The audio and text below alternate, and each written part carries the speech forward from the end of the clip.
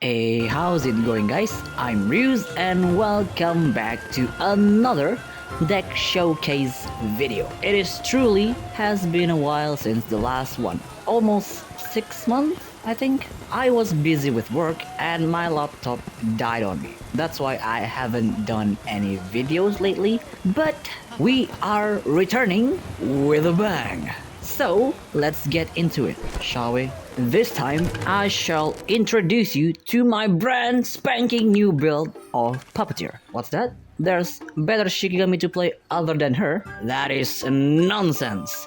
With this build, you can just sit back, relax, make some tea, digging graves or any other relaxing activities that you usually do. Why? Because this girl is broken as fuck. With her, the number one problem of using Puppeteer is solved, that is, defending yourself. In the last build, I used Komatsumaru to be our blocker, but with the arrival of Shiki, she took care of all of those problems while bringing more options to the table. So in this build, you have two win conditions. Either stall out and win by overwhelming the opponent with Shiki's form, or you go with the Giga Chat route and fuse all of Puppeteer forms. Also, it's very easy to fool your opponent when playing this deck because most of the time they will try and snipe Shiki first. And because this deck has two win conditions, when either of them die, you can just switch to the other when needed. And here is the card priority list. For high priority, you definitely want either Puppeteer or Shiki's Evolve because that is your main win condition. Then if you can't get, you want to at least get Ghost Stories in your hand. Because if you don't get any of it, it will be pretty difficult to set up your win condition. Then you want Enlightenment. This is crucial to make your setup faster, but it is not as important as Puppeteer or Shiki's Evolve. Those two you need to get in your hand as soon as possible. Then for the optional choice, you have Cloth and Threads or Threads of Fate. Either of this card is great, but they are more of a backup and a win more card. It never hurts to have Cloth and Threads in your hand, and Fire of Tails is also pretty important for this deck, mainly for activating Shiki's Evolve effect. And Empowering Flow is also a great card to replenish your card just in case you play too recklessly and somehow emptied your hands. And for finisher, we have Arakawa's Evolve. This is a really good card for this deck because it can stun lock your opponent, and this card is really detrimental to any aggro deck. Then we have Puppeteer's Affinity form. This is such a powerful form and can easily make your Puppeteer gain huge stats, allowing her to overwhelm your opponent. We also have Lantern Drain, just in case you want to flex your Awanton superiority. Shiki's SSR can also count as finisher, but it depends on her stocks of form in your deck.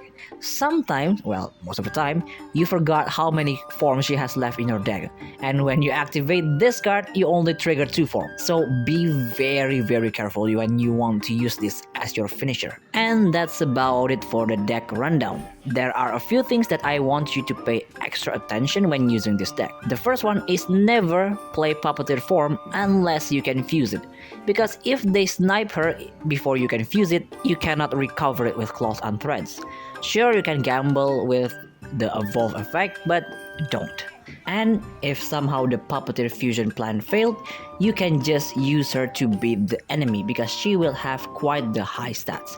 Do not be afraid to use her to beat up your opponent because that beatdown can steal you some wins because they will never expect it. And as for Shiki, try not to spam her SSR too much because that will just clog up your deck with her forms and you don't want that to happen. Now that's out of the way, let's move on with the replays.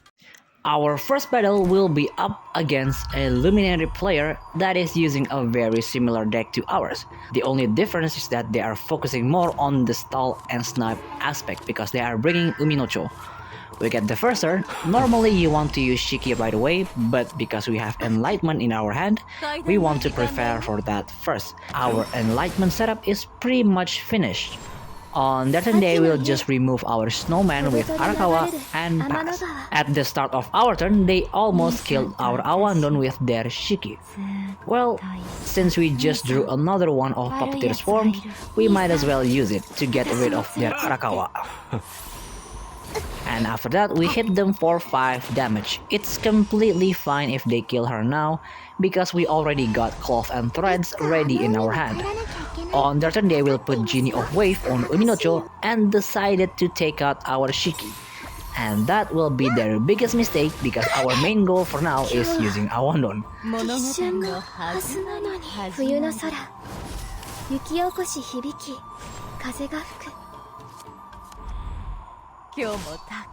On our turn, we use Enlightenment on Arakawa, then put Fire of Tails on Awandon. We use the other Lantern Sport so that we can snipe their Shiki, because I can already smell they got her evolved ready.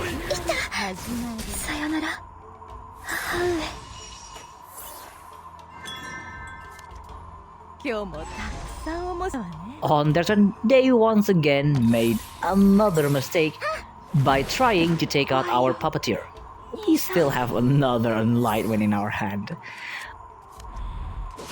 On our turn, we just use the other Enlightenment on Shiki, then Empowering Flow, drawing Puppeteer's most important form, and pass.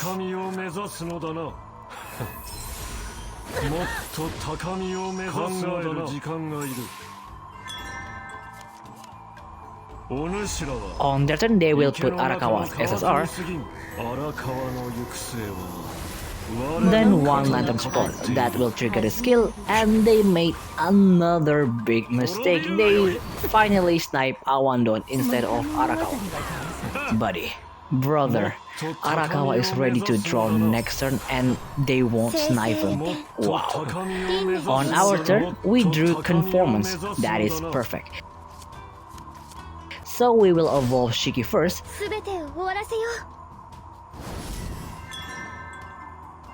then activate the Spring form to heal, and activate Conformance to prepare for our Puppeteer's turn. Let's see if they will finally snipe our Arakawa.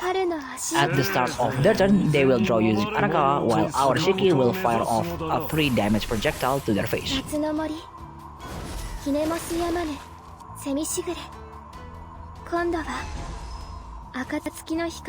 They will finally evolve Shiki, then put Fire of Tails on their Awandon and pass. At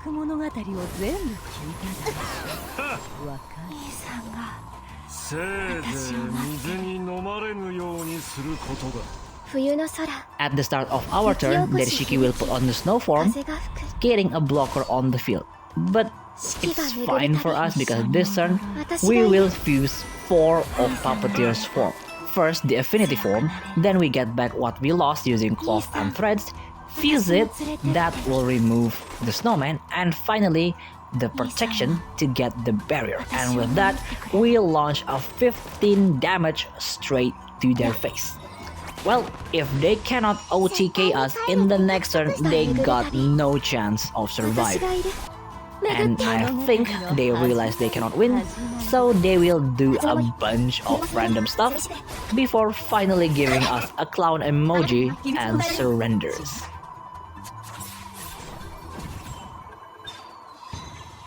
Well, that first match was slightly underwhelming, but I will make it up to you guys with this very heated second battle up against this aggro deck.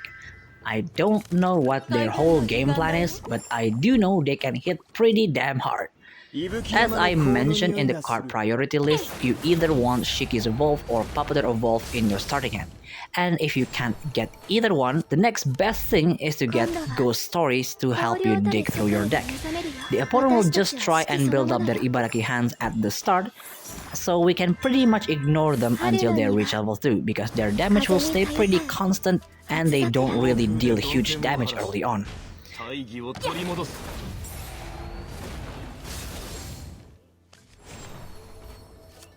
On our turn, the best move for now is using Ghost Stories. That got us Fire of Tails and 1 of Puppeteer's form. And since we have another Spring in our hand, I will activate 1 random sport and put the form on her. It might seem like a waste, but trust me, Spring Form is the form that you want to activate any chance you get. On their turn, they will do the same thing as last time, because their deck starts at level 2 and has some pretty weak sauce level 1 play, not like our Giga Chat deck. On our turn, I know you might be thinking that this is the right time to put Shiki's Evolve, but you would be wrong. The right time to activate it when against aggro is after you put Fire of Tails on Awandon. So for now, we're just going to set up our annoying AoE Arakawa for next turn. They will finally reach level 2 and they will jump straight up and hunt our Arakawa using Otengu. After that, they will poke again with Ibaraki and pass. That was actually a pretty good move on their part, stopping the AoE damage. On our turn, we'll just evolve Shiki and pass. We don't really want to use Summer just yet. The Ibaraki hand has only 1 health, and this Summer is pretty powerful projectile, so I don't want to waste it. On that turn, our Shiki automatically put the Summer form from our deck, killing their hand. Well, they will start by poking with Ibaraki again, then activate Demon Fire to actually snipe our Shiki. Wow, they actually bring all of the hunt cards. They must have gotten screwed over by back row Shikigami a lot. Well, the good thing about this deck is that you can actually fool the opponent pretty easily. You make them think one Shigami is more important than the others. They already sniped 2 of our Shigami, thinking that was the key to our win, but they didn't realize that we got 3 forms of Puppeteer ready to fuse. On their turn, they will probably going to use Shuten's Evolve and pass because that's their only way out. And I was right, they did exactly that and no extra moves.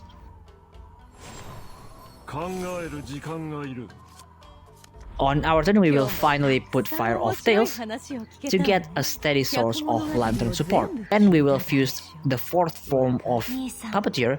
That projectile will trigger Shuten's Evolve skill, but that is fine.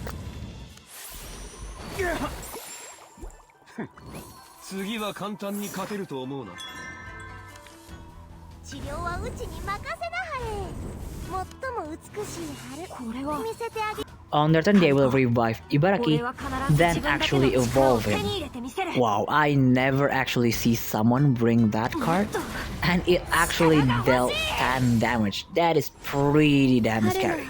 But it still only has 1 health, so that is easily removable. On our turn, we will activate Shiki's field, and we will finally play her SSR. It only played 3 out of 4 cards, but that's completely fine.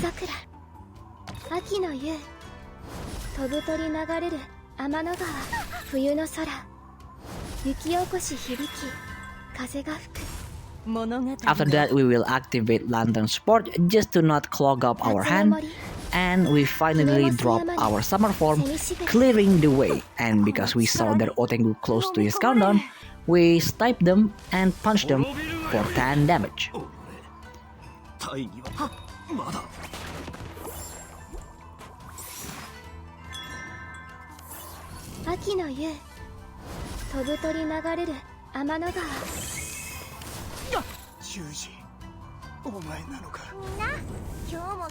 On their turn, they will actually pull out Momo's SSR, then activate another Shuten's Evolve just to remove the barrier of our Puppeteer.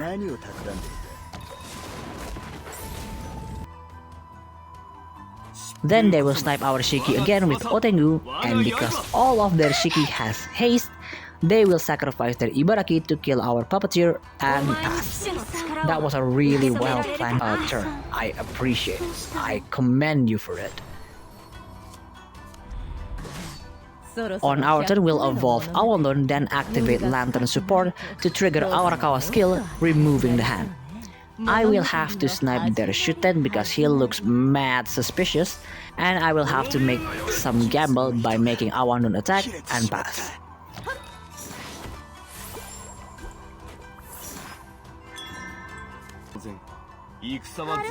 On their turn, they will put Momo's level 3 form, then use it to attack our Awandon. Then they will activate Wind Blast, knocking back our Awandon for some reason. I wouldn't do that if they couldn't kill her. Well, we don't really have much options for now, so I'll just kill their Momo with our Arakawa and pass. They don't have any revive cards for now, so I should be pretty safe.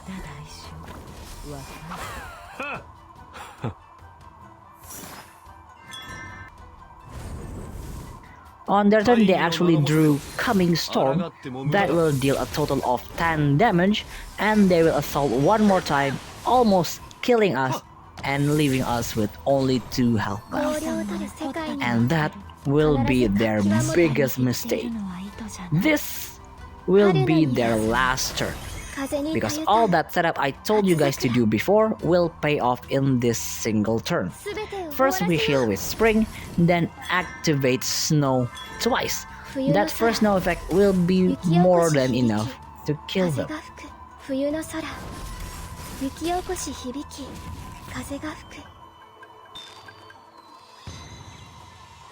But wait, there's more. I know I couldn't let you guys go before actually pulling off the 6th form fusion, so in this match I will show you how I do it most of the time. We get the second turn this time, which is going to be pretty difficult to be honest, compared if we get the first turn, but we can still make do. Of course, the opponent will start by skipping. That will be the most optimal move for them, because they will get a free form and a lantern support at the start of our turn. For now, we just want to focus on getting lantern support to make our enlightenment usable on our double level up turn. So do not be afraid to sacrifice your Puppeteer. On their turn, they will use their Momo to bury our Puppeteer, then activate Shiki's SSR to shuffle some forms and pass. They are being really brave with assaulting because they know we won't kill their Momo. On our turn, we'll just activate Shiki's SSR to shuffle some forms and pass. We just need one more lantern support to prepare for our double level up turn. And they will start by poking us back with Momo, then put on the spring form on Shiki to full heal their Momo. Oof. Having Shiki forms in your hand early on is not a good sign for them. On our double level up turn, of course we level up Awandon to use Enlightenment on Arakawa. Because we don't have a steady source of extra ult, so the Shiki evolve will not be optimal. We put Arakawa's SSR, then extend with a lantern to snipe their Shiki before they can evolve. And finally, we pass. On their turn, they will actually snipe our Arakawa with Tail Whip.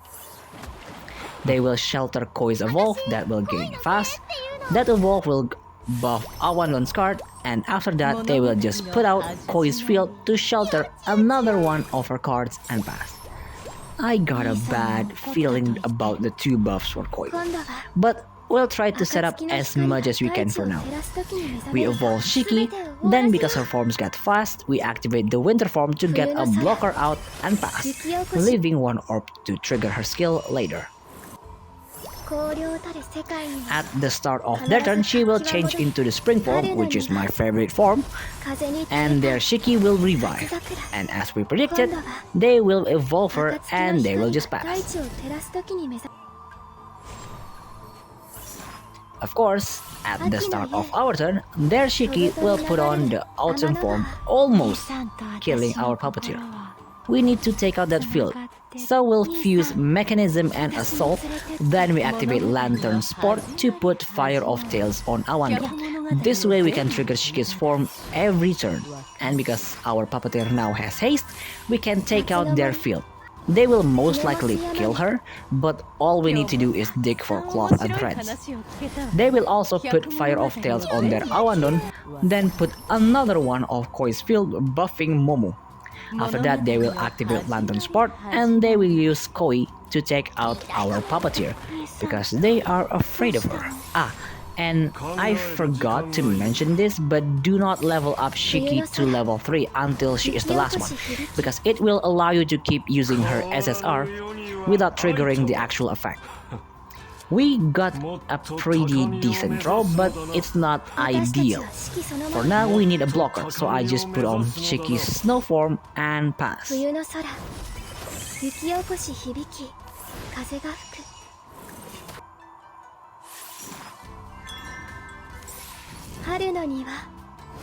At the start of their turn, our Shiki will change into Spring and the snow effect will deal 3 damage to them. They will actually use Enlightenment this late into the game. Wow. Then put Momo's level 3 form and use Floral Breeze to search a card and pass. On our turn, their Shiki will also put on the Spring form, but we top deck Arakawa's Evolve. This will be crucial to stop them from attacking us. So, first we evolve Arakawa, then Lantern Support. That will trigger her skill, stunning them. After that, we use Ghost Stories to dig for Shiki's SSR and Fire of Tails. The reason I didn't grab Puppeteer form is that I want to use Thread of Fate to get them for free instead. We are just missing cloth and threads for our setup. Our Shiki will put on another summer form, removing their snowman. They will just evolve Momo while healing themselves and pass, leaving 2 orbs. But no matter how much they leave the orbs, Shiki will only put on 1 form per turn. On our turn, I will put the Affinity first because that will make her gain permanent stats. Then the Evolve. That extra stats will actually pay off, trust me. Of course we will extend, then activate Threads of Fate, fusing our last 2 forms for free. In this situation, it's better to fuse Control form first, then fuse Protection. That way you get 2 free draws. And with that, we will end the turn. I think next turn we'll try to dig Cloth and Threads with Ghost Stories. At the start of their turn, our Shiki will deal 5 damage to their Momo. They will activate Fun Searching to draw 2 cards and shelter 2 times. I have never, ever, actually see anyone bringing that card. After that, they will activate their last Floral Breeze and activate Shiki's SSR actual effect. That will kill our Shiki and they will summon a snowman. And that, my friend, is the bad thing about the SSR if you don't remember how much you have in deck. It's very detrimental. On our turn, their Shiki will put on another snow and we will use Ghost Stories to dig. We actually pulled the Cloth and Threads, so we activate that. And all we need to do now is just sit tight for 1 turn because I know for a fact they cannot OTK us.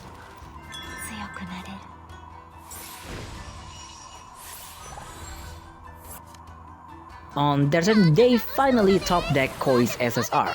They actually buff 2 of their Lantern support. That is hilarious. Then they will use their own Ghost Stories to dig through the deck for a solution and pass.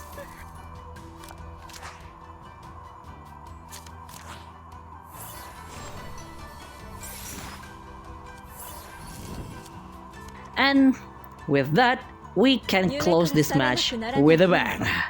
With this treasure, I will finish you! And just so you know, if that didn't kill them, we could totally use our Unknown's SSR to deal another 10 damage. And with that, you have reached the end of the video. I sincerely hope you guys enjoyed it. If you have any deck requests or suggestions, let me know down in the comments. If you want to support me, I have Patreon and Ko-Fi links down below. And do not forget to join the Onmyoji Discord because we got some awesome and helpful people in there. And that is it for me. See you on the next video. Bye!